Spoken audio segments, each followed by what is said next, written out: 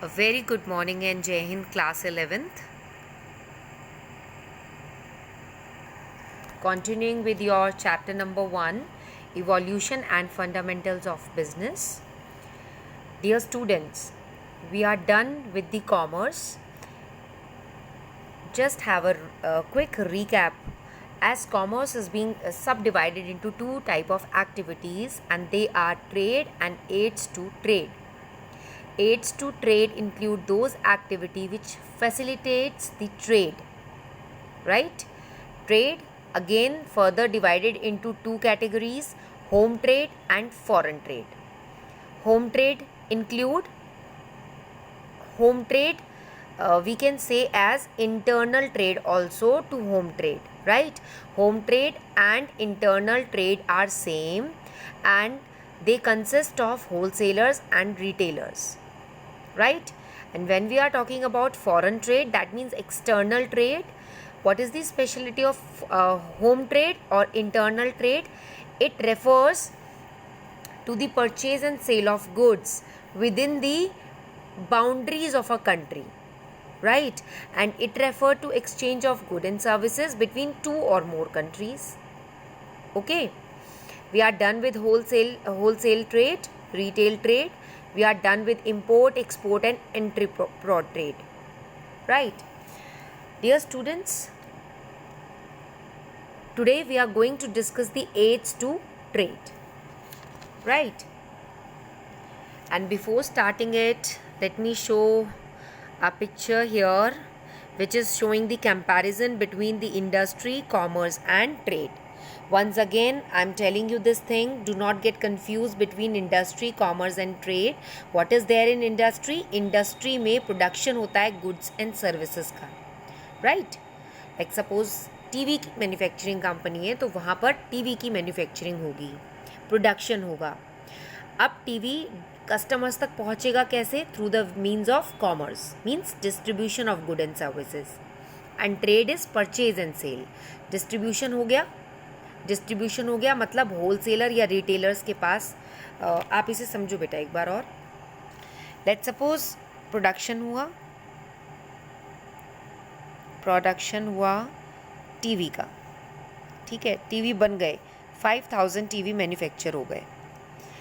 Now these 5000 TVs, what is the way that they'll reach to the market is commerce. This is industry, company, factory, organization. When we are talking about commerce, it means the distribution of these 5000, मतलब ये तो कितना भी production होता है अलग अलग TV का, but what is commerce? Distribution of the product, distribution of good and services. Wholesaler जो बल्क क्वांटिटी में लेकर आते हैं सामान, राइट? एंड देन रिटेलर जो होलसेलर से परचेज करते हैं, जहाँ पर आप अप्रोच करते हो जिन्हें. Then comes trade. Trade is the purchase and sale, purchase and selling of goods and services. Ab now the customer go to the wholesaler or the retailer to purchase the TV. Okay, so this is the basic difference between these three, like industry, commerce and trade. Okay, move on to the today's topic, and that is auxiliaries to trade. Tertiary activities or aids to trade, business and industry, we can say this. See, tertiary activity, if you do remember this, आपने economics में भी पढ़ा होगा, generally हमने इसमें भी पढ़ा है that there are 3 sectors of Indian economy: primary, secondary and tertiary. So primary में मैन्युफैक्चरिंग, फार्मिंग होती है. Primary, let's suppose we are just taking an example. Secondary में मैन्युफैक्चरिंग होता है, लाइक यहाँ से हमने कॉटन ग्रो किया, उसका टेक्सटाइल, उसका फैब्रिक बनाना, कपड़ा बनाना सेकेंडरी इंडस्ट्री में होता है.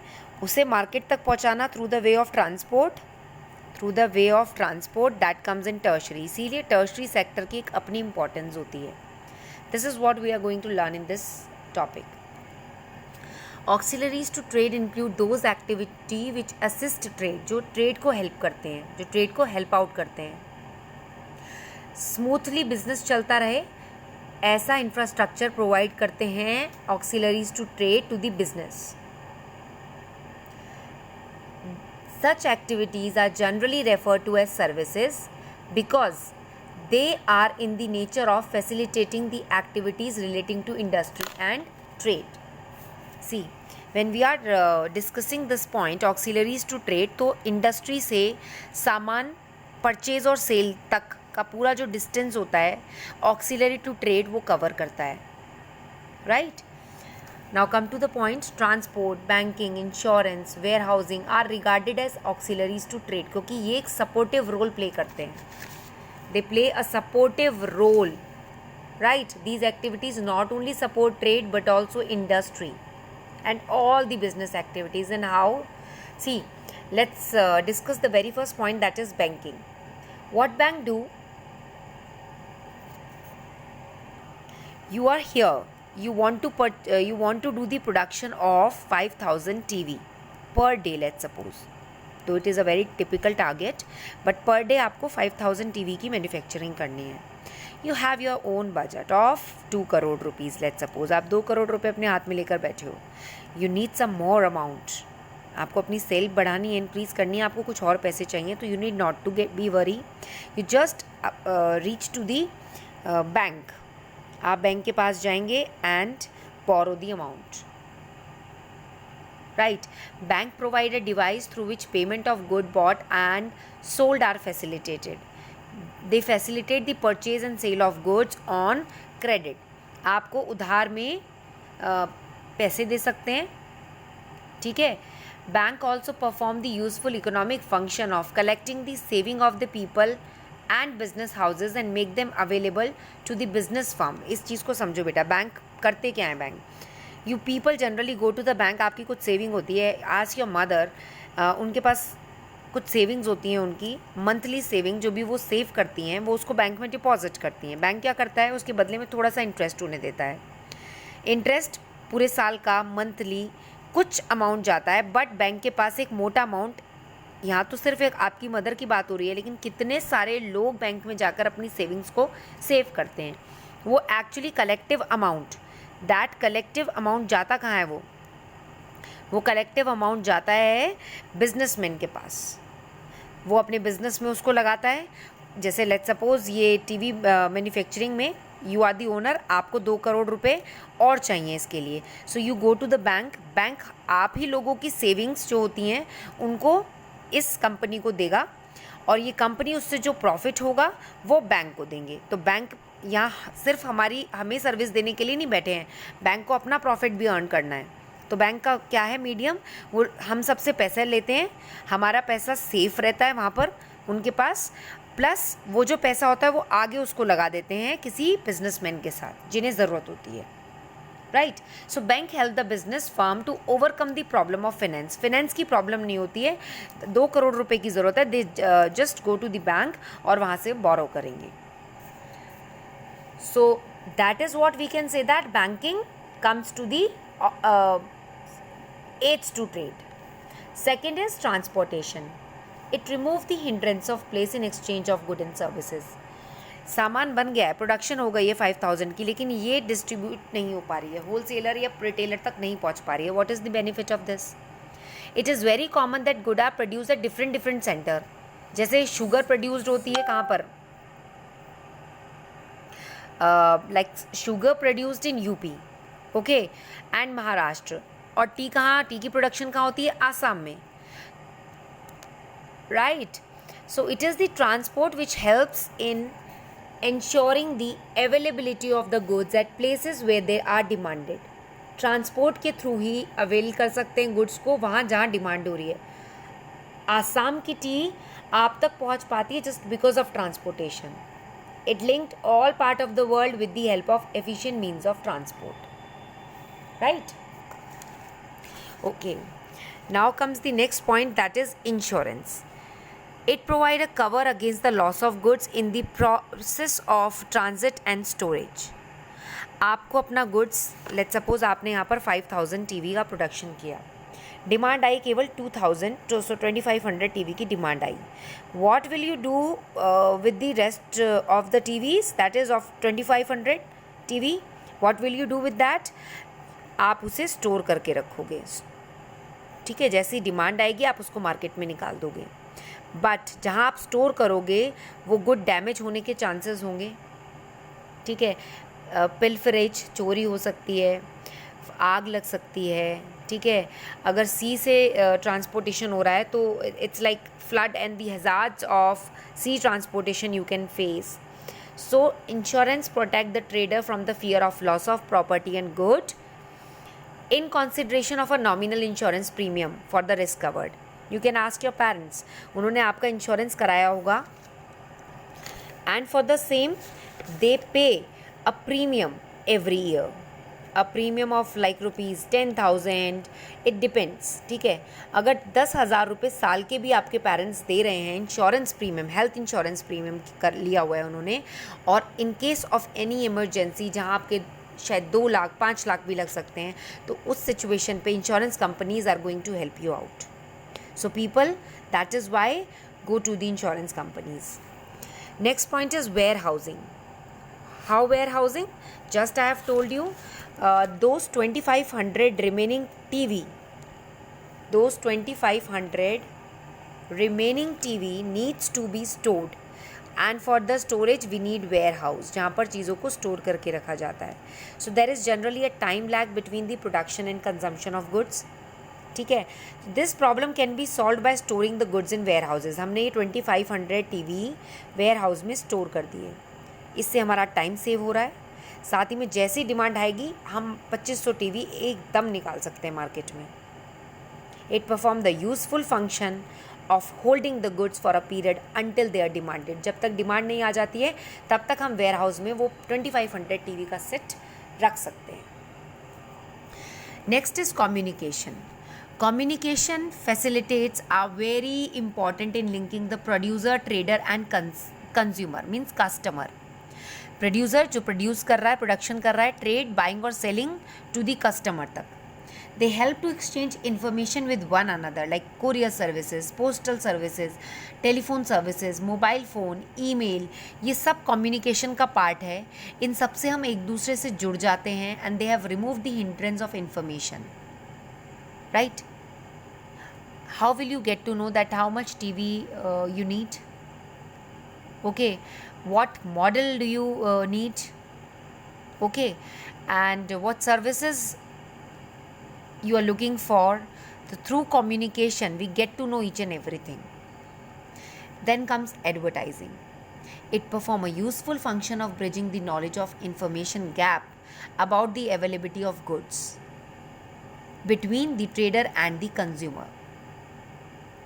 सिर्फ एडवर्टाइजिंग की वजह से customer come to know about the new product and its utility because of their physical spatial distance between producer and customer. Producer और कस्टमर के बीच में एक डिस्टेंस रहता है क्योंकि कस्टमर डायरेक्ट प्रोड्यूसर के पास नहीं जाता है सामान परचेज करने. एडवर्टाइजिंग वो गैप फिल कर देती है. देखो, किसी कंपनी में टीवी बन रहे हैं, राइट, टीवी, एसी या जो भी, ये प्रोड्यूसर हो गया, आप कस्टमर हो गए. You are looking for TV of a good brand, but always it is not possible for you that you approach that particular TV producer. पता नहीं वो कहाँ प्रोडक्शन होती है, कहाँ उसकी फैक्ट्री है, कहाँ कंपनी है, right. So information TV producer advertisement पर पैसा खर्च करते हैं, एडवर्टाइजिंग करते हैं, and through this advertising the consumer is aware, the consumer get to know about the utility of the product. Okay. So these were the points, an overview of these activities related to auxiliary to trade, and those activities are banking, transportation, insurance, warehousing, communication and advertising. Ultimately कहीं ना कहीं ये सब ज़रूरी हैं for the trade, and so we call these activities auxiliaries to trade. ठीक है. Now comes the another topic, that is business risk. Basic feature business का रिस्क होता है. आप रिस्क लेंगे तो आप बिजनेस करेंगे, मतलब risk is the part of business. Possibility of some loss और एडवर्स हैपनिंग, आपको पता होगा what you are going to do with that, there is a risk associated with which you have to bear. हमेशा possibility होती है of loss in the business because of uncertainties. Uncertainties क्या? Natural calamities, political condition, सरकारें बदल जाती हैं, demonetisation हो जाता है. इकोनॉमिक मतलब पैसों से रिलेटेड, डिमोनेटाइजेशन हो गया. सोसाइटी में चेंज, जैसे अब कोविड-19 आपका चल रहा है, ठीक है. एंड टेक्नोलॉजिकल एनवायरनमेंट, टेक्नोलॉजिकल में कितना चेंज आया. Now you are studying online. इस चीज़ को समझो बेटा. अगर हम बात करते हैं बिजनेस रिस्क की, बिजनेस रिस्क की, किस तरह का रिस्क होता है. आई एम द प्रोड्यूसर, मैं टीवी मैन्युफैक्चर करती हूँ, टीवी प्रोड्यूस करती हूँ, ठीक है. The risk associated with my business is correlated, is like natural. Natural में क्या आ जाता है? कैलामिटीज़, ठीक है. कैलामिटीज़ जैसे फ्लड, ड्रॉट, ये लॉस कर सकते हैं मेरे बिजनेस में. Second is political. पॉलिटिकल, सरकारें बदल जाती हैं, गवर्नमेंट चेंज हो जाती है, गवर्नमेंट नए नए रूल्स निकाल देती है, उसकी वजह से बिजनेस अफेक्ट करता है. Next is economical. Economic condition कैसे? जैसे डिमोनेटाइजेशन हुआ, over a night demonetisation, over a night 500 के और 1000 रुपये के नोट बंद हो गए. Next is social. सोशल में आप एग्जाम्पल देखोगे सोसाइटी में क्या चेंजेस आ सकते हैं, जैसे अभी ये चल रहा है COVID. Then comes technological. COVID के चलते everybody is using the online things, right. Everybody are going online. यहाँ तक कि आपकी पढ़ाई भी ऑनलाइन हो रही है. Okay, so these are the things. आपका स्कूल सफ़र कर रहा है. अगर ऑनलाइन हम टेक्नोलॉजी के साथ टेक्नोलॉजी को अडॉप्ट नहीं करेंगे तो स्कूल सफ़र करेगा, आपकी स्टडी सफ़र करेगी, आपका नुकसान होगा, right. So these are the things, these are the risks associated with any business. Okay, for example, some examples are given here. Earthquake, tsunami and nuclear blast in Japan in March 2011 not only claimed thousands of human lives but also affected the whole Japanese economy. उनकी economic condition भी ख़राब हो गई थी. Commercial activities जैसे hotel, restaurant, transportation, they were badly affected. So what is business risk? It refers to the possibility of loss or inadequate profit due to some unexpected events. कैसे event? एक तो possibility होना loss का, कुछ ऐसे event जो हमारे हाथ में ही नहीं होते हैं. क्या नहीं होता है हमारे हाथ में? जैसे COVID, it is beyond the control of the business. सबको इसके अकॉर्डिंग चलना है. अभी example is given, the demand for firms product may go down due to change in fashion. People started preferring cotton instead of linen. ठीक है, fabric हैं दोनों, cotton भी लिनन भी. चेंज हो गया फैशन, टेस्ट चेंज हो गया लोगों का. या availability of better substitutes market में आ जाएं, इससे the firm might lead to loss for the firm. How? Financial loss और फॉल इन इनकम, पैसों की कमी आ सकती है. मशीनरी ब्रेकडाउन हो सकती है. जिनके पास पैसे रुके हुए हैं वो पेमेंट नहीं करेंगे. Non availability of raw material, power, capital, ये सब अब भी हो रहा है ना, because we are suffering social risk, societal risk due to the कोविड-19. Unavailability of labour is there, raw material is there, power, capital, ठीक है. The debtors are not giving money. Okay, businesses are not running. Financial loss everybody is facing and loss of goodwill. अगर आपको business में कोई loss होता है तो उससे आपकी रेपुटेशन भी डाउन हो जाती है, लॉस्ट हो जाती है. So business enterprise face 2 type of risk and those are, first one is speculative. Speculative risk होता है विच जो अराइज होता है due to changes in the condition of market. Market की कंडीशन कैसे चेंज होती हैं? डिमांड कस्टमर के चेंज हो जाए, फैशन में चेंज आना, टेक्नोलॉजी में चेंज आना. Okay, demand of and supply for the product may undergo a change. Some risk involve possibility of gain as well as loss. कुछ रिस्क में गेन भी होता है और लॉस भी होता है. अगर मार्केट कंडीशन फेवरेबल रहेंगी तो आपको गेन होगा, बट अनफेवरेबल होंगी तो योर बिजनेस में सफ़र लॉस. फेवरेबल मतलब जैसा आपने प्रोडक्ट लॉन्च किया है कस्टमर्स को वो पसंद आ गया है. अनफेवरेबल मतलब पीपल की डिमांड चेंज हो गई है क्योंकि बेटर सब्सटीट्यूट्स मार्केट में अवेलेबल हैं. These type of risk are known as speculative risk, right? Second is pure risk. This is the risk which arises due to fire, theft, strike. बड़ी बड़ी companies में ऐसा होता है कि यूनियन स्ट्राइक कर देती है, लेबर जो आपके साथ काम कर रही है वो स्ट्राइक कर देती है, चोरी हो जाती है, आग लग जाती है. तो ये तो अपने हाथ में ही नहीं है. This is beyond the control. Okay, it involve possibility of loss और नो लॉस. या तो नुकसान नहीं होगा या नुकसान हो जाएगा. So occurrence of such risk may lead to loss to the business, but their non-occurrence may explain absence of loss instead of gain. अगर ऐसा होता है, आग लग गई है कंपनी में, चोरी हो गई है, लॉस होगा, but their non-occurrence may explain absence of loss instead of gain. कोई फ़ायदा तो इससे होता ही नहीं है, नुकसान हो नहीं हो. अगर नुकसान हो गया तो वो आपको बेयर करना पड़ेगा, और नुकसान नहीं हुआ